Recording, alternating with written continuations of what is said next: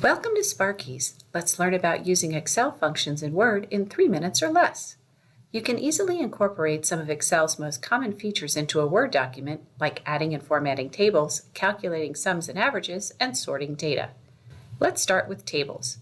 To insert a table into a Word document, go to Insert, then Table. Choose the number of rows and columns your table will have, then drag the lines to size as needed.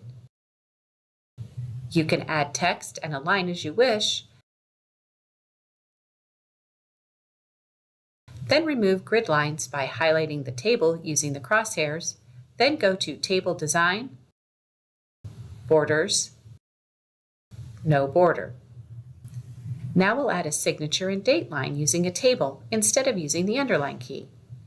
Insert a 4-column table, then adjust the column width.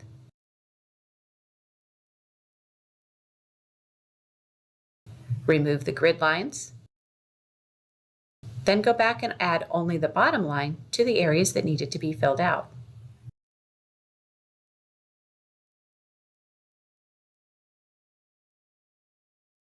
For our last example, we'll use a table that's already been created but can be formatted to include other functions such as sums and averages. Let's put the grid lines back in,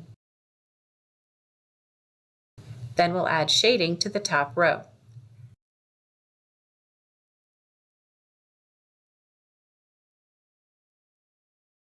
We can insert another row at the bottom for calculations. To get the sum, from the Layout tab, click on the Formula button. Word senses a sum is likely, so that will autofill.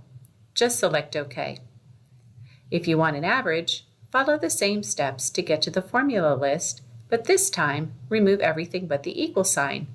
Then from the Paste function drop-down, select Average.